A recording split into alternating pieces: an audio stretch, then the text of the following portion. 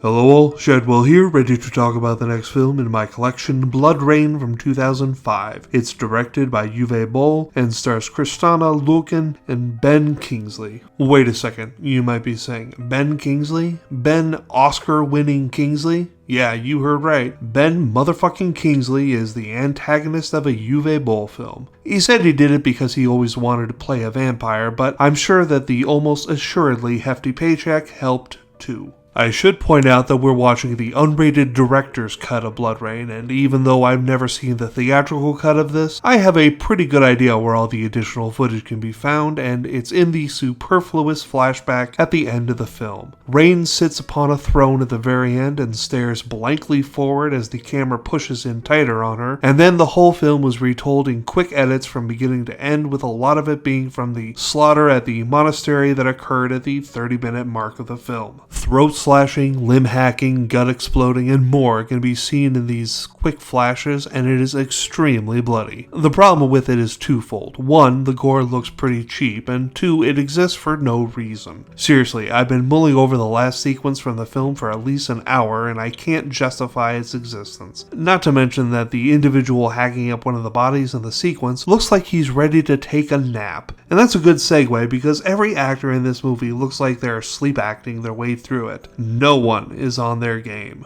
Uwe Boll has this terrible habit of getting excellent talent to star in his film and then does nothing to pull out a performance from them, believing that their name is all he really needs to sell the film, and sadly he's not far off in that belief. This film is awful. From the wooden acting to the tired and lifeless swordplay, at least he opted to use practical gore effects in the fight scenes instead of CGI blood, and that was certainly nice to see. I guess I just expected more out of this film when I saw the names of the actors in it, and then those expectations bottomed out when I saw Uwe Boll was the director. Surprisingly, it was written by American Psycho co-writer Guinevere Turner, but she later said they rewrote the vast majority of her first draft to serve their own purposes, and the finished product reflects very little of what she wrote. All this, and yet there are not one, but two sequels, which I thankfully don't own. Do yourself a favor and skip this one, which I'm giving an F+.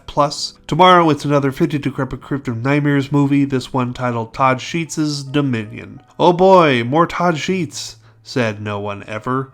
See y'all then.